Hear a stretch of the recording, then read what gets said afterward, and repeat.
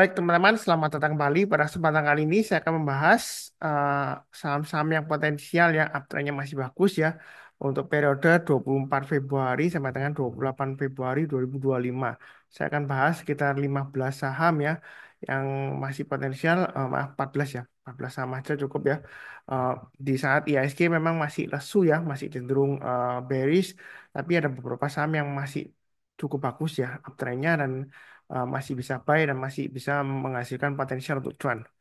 Saya siapkan dulu grafiknya atau chartnya.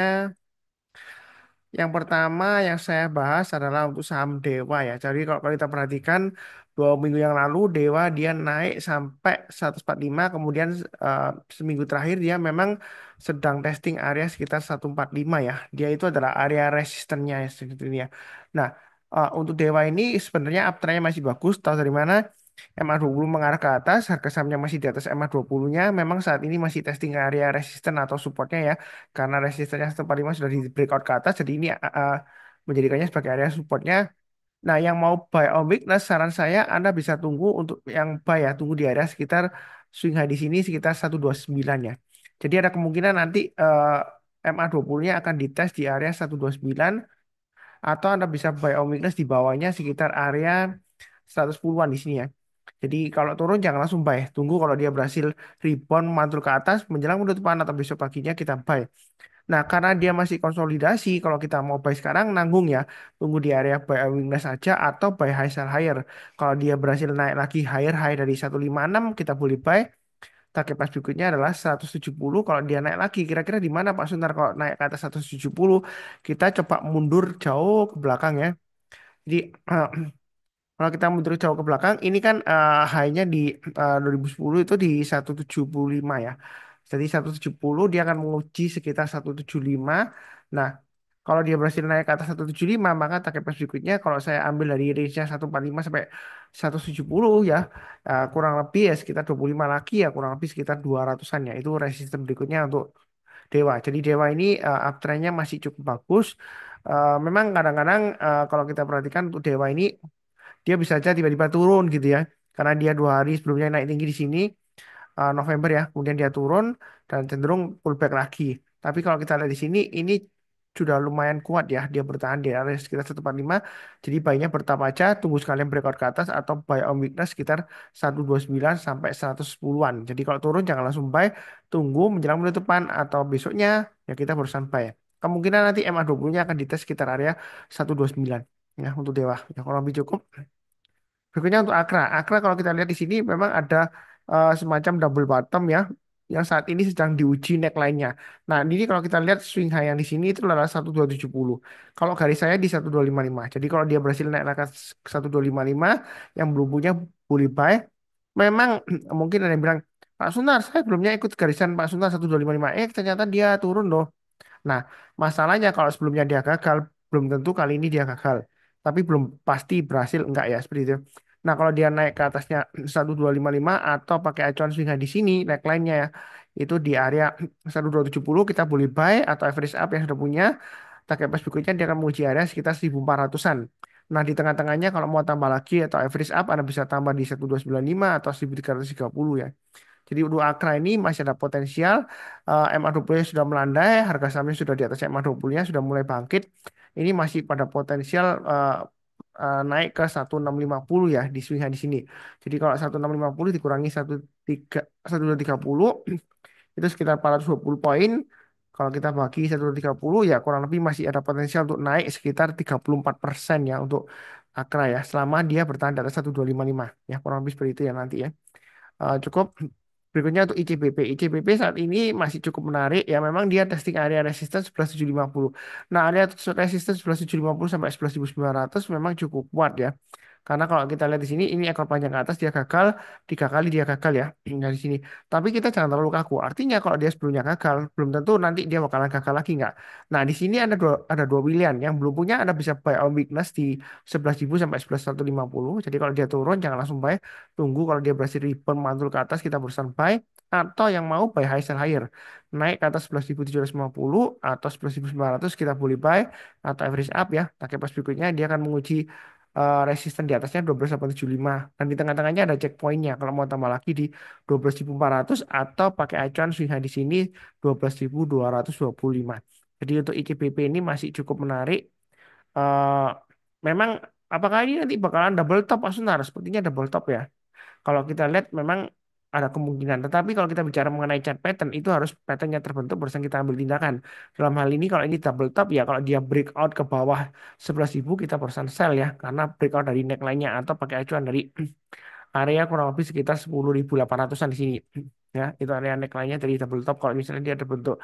Tapi kalau sejauh ini dia masih cukup bagus, cukup menarik jangka pendek dan jangka menengahnya untuk ICBP. Ya kurang lebih cukup. Berikutnya untuk ASII. Memang ASII ini secara fundamental dia sepertinya tahun 2025 ini akan masih suram ya, masih lesu karena penjualan kendaraan motor masih diprediksi akan masih lesu, daya belinya masih berkurang ya seperti itu. Tetapi kalau saya lihat sih dari segi nanti kalau dia bagi dividen sekitar Mei itu dividennya akan lumayan tinggi. Jadi untuk ASII ini sebenarnya selama dia masih bertahan di atas 4640 ya dia masih ada harapan. Memang sebelumnya sering kali turun, kemudian naik, turun, naik, turun, naik. Ya, dia sering kali diuji ya, 4640. Jadi Anda bisa bayar minus di 4640 atau kalau sudah buy ya pasang stop lossnya di 4500. Nah, buy-nya bertambah aja, jangan terlalu banyak. Karena kalau kita lihat selama dia masih berada di bawahnya 4830 garis saya, itu dia masih cenderung bearish ya. Mungkin dia masih sideways di bawah, ya seperti itu ya. Jadi Anda bisa tunggu di 4640 atau 4500 nah, paling bawah. Nah, buy-nya bertambah aja kalau dia berhasil naik ke atas 4840. Ya, target price berikutnya dia akan menguji 5.000 sampai 5.050, kemudian target berikutnya sekitar 5.200 sampai 5.400. Kemungkinan besar ya, mungkin resisten 5.200 masih bisa tercapai ya sampai nanti sentimen pendakian dividen. Kalau dividennya dia masih lumayan besar, ya harusnya untuk ASI ini masih ada harapan. Ya, kurang lebih seperti itu. Nah, cukup. Berikutnya untuk LPPF. LPPF ini cukup menarik karena kalau kita lihat pertama asing dia net buy ya, net buy-nya naik ya. Kemudian MA20-nya mengarah ke atas, harga sahamnya di atas MA20-nya. Kalau kita lihat memang volumenya masih kurang cukup kuat ya. Memang sedikit naik ya MA20-nya dari maaf, maaf MA5 ya. Dari volumenya eh, sudah mulai meningkat. Nah, ini sudah mulai kelihatan breakout untuk LPPF. Jadi ini masih ada peluang untuk buy. Target price berikutnya 1755 sampai 1900. Di tengah-tengahnya di sini kurang lebih ya sebelum swing high-nya sekitar 1800-an kalau mau tambah lagi untuk average up ya. Jadi buy-nya bertambah aja. Ini sebenarnya sudah boleh buy. Atau kalau misalnya mau buy on weakness ya tunggu aja di MA20-nya sekitar area 1560-an. Itu untuk LPPF. Ya, kalau lebih cukup. Berikutnya untuk MDKA. MDKA kalau kita lihat MA20 mengarah ke atas, dia saat ini masih testing area resistance 1875 ya. Nah, kalau kita lihat ini 1875, sebelumnya kita lihat di area supportnya di area sekitar 1730. Nah, ini memang konsolidasi ya, 1730 sampai 1875. Kalau mau buy boleh, ini cukup menarik. Nah, buy-nya bertahap satu naik ke atas 1875, target pas berikutnya kita lihat dari swing high-nya 2030. Setelah itu kalau 2030 target berikutnya sekitar 2160. Jadi lumayan rapi di sini, lumayan enak. Kita ikutin pakai acuan dari swing high sebelumnya di sini aja. Ya, itu untuk MDKA. Nah, kalau yang mau buy on weakness ya Anda bisa tunggu di area sekitar 1700 atau 1650. Mungkin nanti di tes area sekitar 160 1650 sampai 1700 ya. Tapi bukan berarti saya akan turun, enggak. Ya ini sejauh ini uptrendnya masih cukup bagus, masih ada potensial untuk naik lagi ya. Nah, paling enggak ke area 2160 itu untuk MDKA.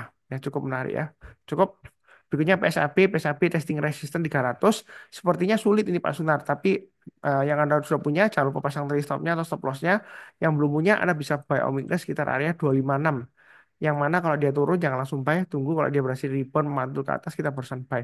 Memang di sini dia gagal, ya dia akan pullback testing MA20-nya. Ntar nanti MA20-nya dites di area 270 atau 290 ya kita nggak tahu.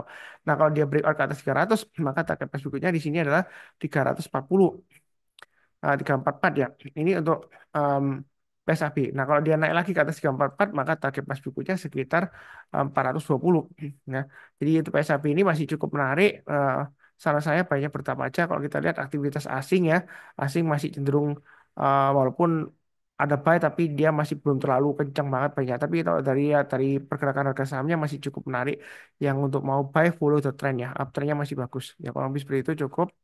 Berikutnya NICL juga menarik walaupun asing jualan tapi harga sahamnya naik ya. Jadi nggak semuanya yang asing jualan harga sahamnya turun nggak belum tentu ya.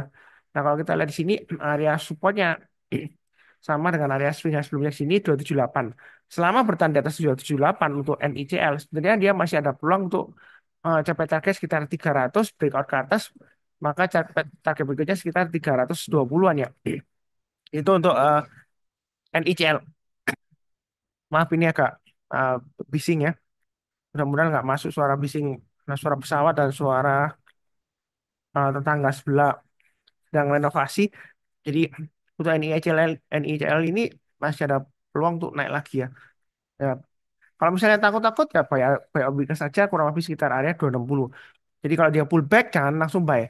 Tunggu kalau dia berhasil rebound mantul ke atas kita barusan buy. Ya, analisanya sih sederhana. Yang kurang lebih seperti itu cukup. Berikutnya Pegas.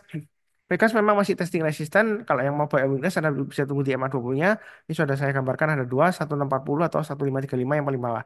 Jadi kalau buy weakness itu turun jangan langsung buy. Tunggu kalau dia berhasil rebound atau mantul ke atas kita pesan buy. Sebenarnya untuk Pegas ini ya kalau kita lihat dari weekly-nya, ini dia sideways-nya lama ya. Range-nya juga lebar kalau kita lihat dari bawahnya di sini sekitar 1430 sampai 1725 aja ya. Dia lama naik turun naik turun naik turun. Nah, sebenarnya untuk Pegas ini walaupun konsolidasi lama, dia masih ada peluang untuk naik ke atas sampai 2000 ya. Jadi potensialnya untuk Pegas ini sebenarnya masih bagus.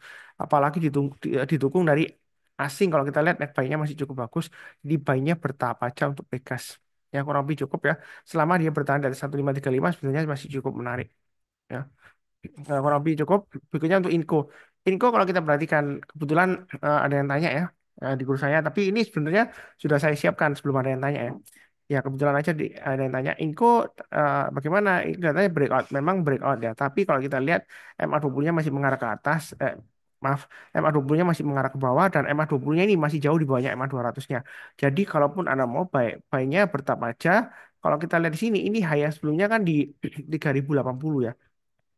Nah, saat ini yang terakhir minggu lalu dia testing area high-nya 3090. Jadi sudah higher high tapi dia ditutup di bawahnya 3090. Nah, dalam minggu ini kalau dia berhasil naik ke atas 3090 untuk Inco, itu kita boleh buy. Target pas berikutnya dia sekitar 3400. Tapi buy-nya jangan terlalu banyak ya karena dia MA20-nya masih mengarah ke bawah. Jadi masih belum confirm ya.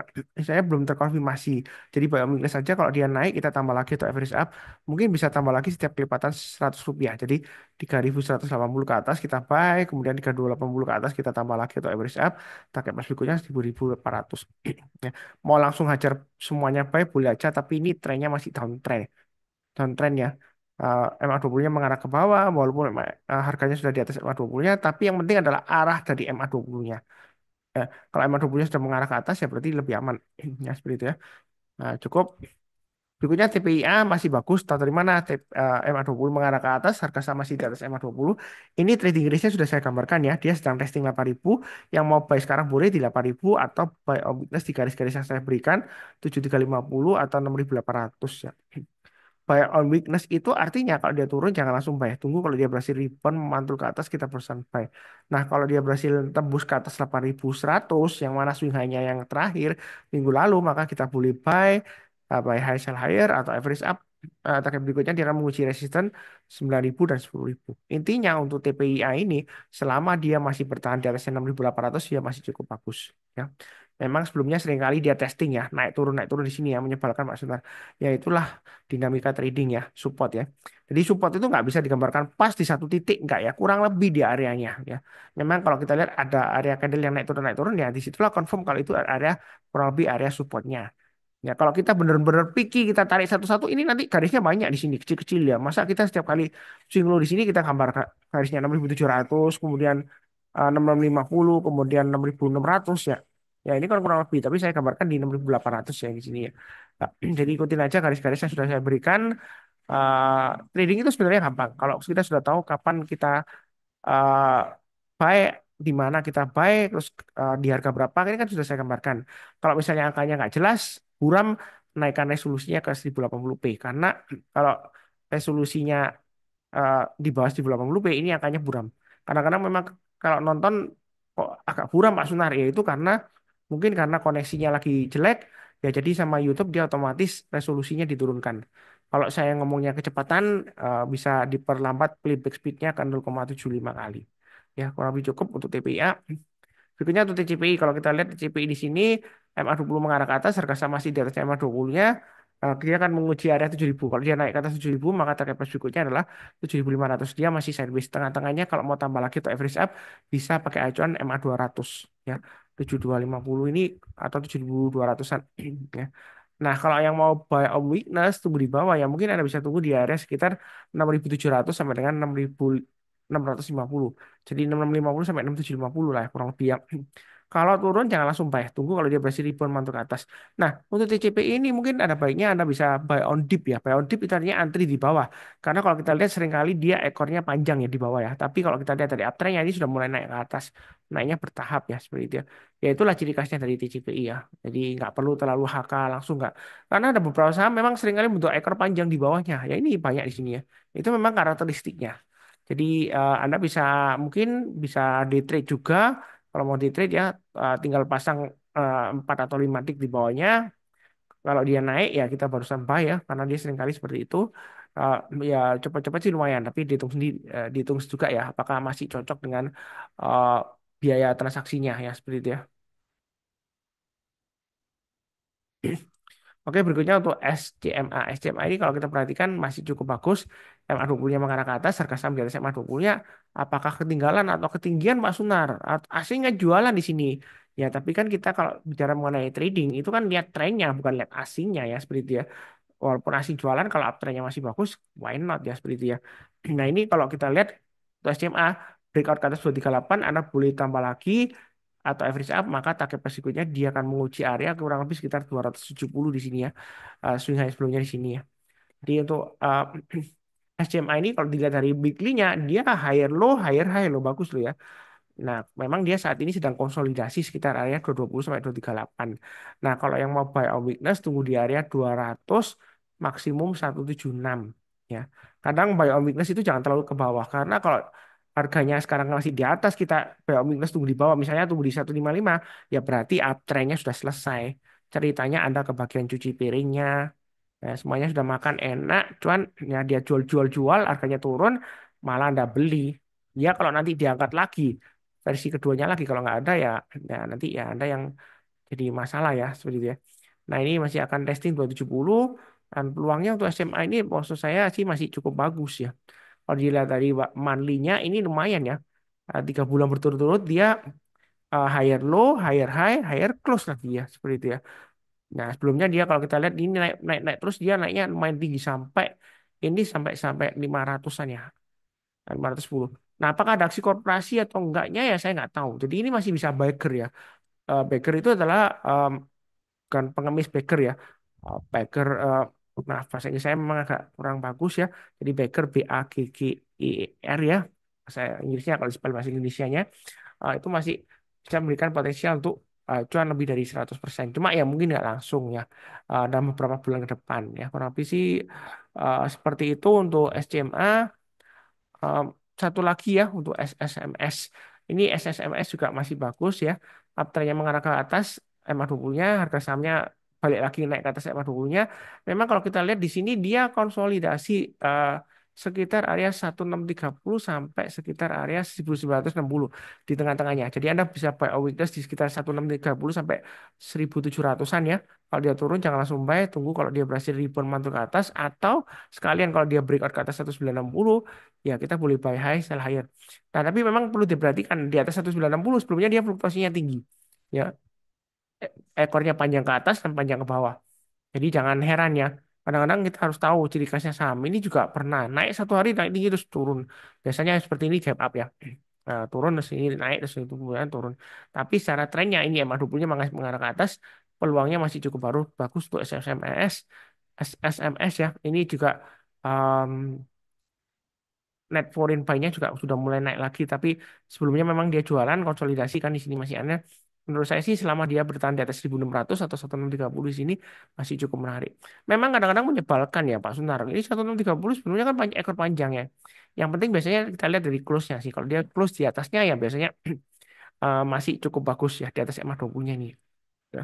Memang dinamika trading seperti itu. Kadang-kadang turun bawah jauh, di cut loss kok dia naik Pak Sunar ya. Kadang-kadang yang mungkin yang maunya instan, tanya saya terus saya jawab gimana Pak Suntar, ya saya bilang kalau turun di banyak ini cut loss, ternyata naik lagi. Ya apa karena saya sesat? Enggak, karena saya follow the trend, support dan resisten tertekannya tetap kita harus perhatikan. Ya, kadang-kadang memang kita harus jual dulu atau kurangi posisi. Kalau keadaan sudah membaik, kita berusaha buyback lagi. Itulah dinamikanya. Nah, di saham itu kita jangan lupa, ya, saham itu resikonya tinggi. Ya, kalau kita nggak sabar, nggak fokus, ya nggak disiplin, ya udah habis. Ya, makanya banyak retail itu yang give up di saham. Ya, Eh, bahkan ada yang pindah ke saham Amerika gitu ya. Tapi sebenarnya sama Amerika juga sama. Kalau lagi pasarnya bullish terus ya masih oke. Tapi kalau bearish seperti sekarang, ketidakpastian di tengah-tengah presidennya suka ngoceh kiri, ngoceh kanan yang nggak jelas ya. Yang buat orang bingung ya, ya juga susah juga trading di saham Amerika sekarang ya. Ya seperti itu ya ceritanya. Ya, kurang lebih sih cukup ya. Jangan lupa nonton video yang lainnya untuk minggu ini. Seperti biasanya, saya doakan selalu semuanya selalu sehat, sehat selalu, damai dan bahagia selalu ya, sejahtera. Terima kasih. Sekian, tetap semangat.